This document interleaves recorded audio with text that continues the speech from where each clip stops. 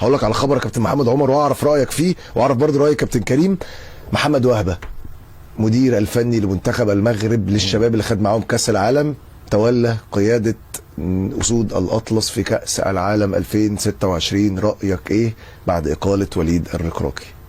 تواصل اجيال، ان الكره تخطيط الكره في المغرب مثال يحتذى بيه، وكلنا قلنا يا جماعه في اتحاد الكره شوفوا التجربه المغربيه مش عيب، صح. نشوف ناخد الحاجه الايجابيه اللي تمشي معانا هنا، والحاجه السلبيه خلاص نستبعدها. فهو الراجل ادى حاجات هتتكتب له في التاريخ طبعا ومش هتتكرر تاني. ان انا اخد الشباب. رابع عالم، لا رابع عالم اتكلم على وليد الركراكي. بس انا وليد اعرفه شخصيا ولعبنا مع بعض ماتشات ضد بعض. الاتحاد كان ماسك وقتها فرقه في المغرب يعني في البطوله العربيه. فهو خلاص الراجل ادى كل ما عنده. برضه التدريب خلي بالك ساعات بيبقى المدرب بيوصل لحاله تشبع، وصل لمرحله صعبه. فقدان البطوله خلص على الراجل. بس اعتقد هم كانوا زعلانين منه من الاداء اللي بيأدوه، وانا كنت شايف ان من وجهه نظري يعني ان المغرب بتعرف تلعب تحت الكوره وعلى التحول والانجاز جه من هنا. لما المغرب بيتساب لها الكوره كان بيبقى عندها مشاكل، وده اللي قبل وليد الركراكي لما طلع من جنوب افريقيا في البطوله اللي فاتت، ولما السنه دي بيلعب على ارض وسط جمهوره.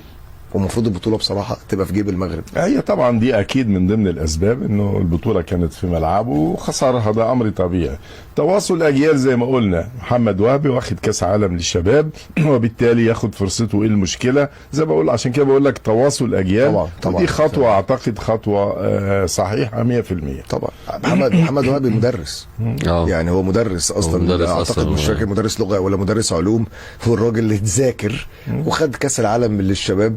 هل شايف يا كابتن كريم ان هو ممكن يعمل اداء ونتيجه افضل من وليد الركراكي رغم انه ما مسكش قبل كده فريق كبير بقيمه منتخب المغرب؟ هو كانوا اتنين مرشحين، يا الوهبي يا السكتيوي. بالظبط. السكتيوي اللي هو مسك منتخب الاردن ووصل يعني شفنا عمل حاجات غريبه جدا وممتعه مع منتخب طبعا. الاردن. فكل ده هيوديك في حته تانية. يعمل نتائج. ليه يعمل نتائج؟ عشان اللي بيبدا صح بينتهي صح. رقم واحد، هم عندهم ذخيره من المدربين دلوقتي. عندهم ولو الاثنين دول ما اشتغلوش هتلاقي واحد ثالث عادي جدا وهيعمل نتائج. وهنا لازم نروح لرساله مهمه قوي. لكل بدايه قصه نهايه اللي عندنا في مصر. يعني وليد الركراكي ده ما فيش حد طلع قال هتمشوه ازاي، ده جايب لنا مش عارفه ايه وعمل ايه يا جماعه، ده رصيده كبير. يا عم حلو رصيده كبير، بس هي القصه بتقول كده، هي سنه الحياه كده. مجرد ما هتبدا حاجه اكيد هتنتهي، والراجل هيشوف مجال تاني. ممكن تلاقيه في الدوري الاسباني، ممكن تلاقيه في الدوري عادي، هيشوف طريقه. فدي برضو توديك لحته خلاص انت اشتغلت وعملت انجاز حلو قوي. طب الدنيا قلت معاك شويه، خلاص نشوف اللي غيرك اللي احنا محضرين له اصلا. طب الدنيا قلت ليه مع وليد الركراكي؟ زي ما انت قلت كده وكابتن محمد قال، مجرد ما الفرق بدات تعمل حساب منتخب المغرب بدات تدافع قدامها، ما جددش، ففقد الميزه اللي عنده. مش شرط تجدد، خلي بالك اوقات كتيره جدا الدوافع في كره القدم هي اللي بتتغلب مش التكتيك. بمعنى ان انا نازل النهارده قابل منتخب المغرب السنه دي، لما تيجي من 4 سنين انا نازل قابل منتخب المغرب ممكن اطمع فيه، صح.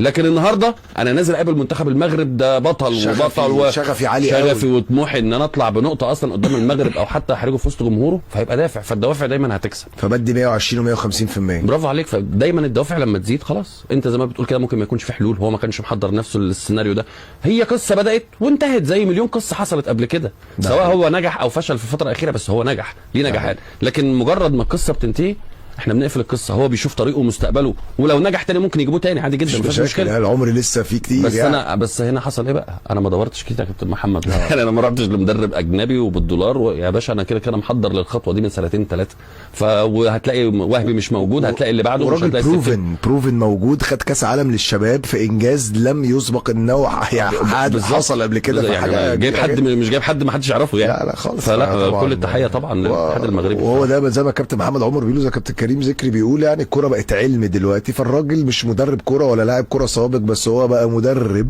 بالنولج وبالتعليم وبالمعايشات وبالكورسات وباللايسنس وبالرخص وكل الكلام ده كله. كسب بالمغرب الارجنتين في النهائي، فالنهارده ليه كامل الاحقيه ان هو يمسك المنتخب المغرب الكبير مع اللعيبه اللي موجوده عنده. ولا يصح الا الصحيح يا جماعه. ويا رب التوفيق لمنتخب المغرب، ولكن يا رب التوفيق اكتر لمنتخبنا. ومع الكابتن حسام حسن شفته امبارح امبارح وسلمت عليه وقلت له يا كابتن كلنا معاك، ويا رب يا كابتن حسام كده ان شاء الله تكسر الدنيا في كاس العالم، وده اللي احنا ان شاء الله منتظرينه. هنروح لفاصل ونرجع.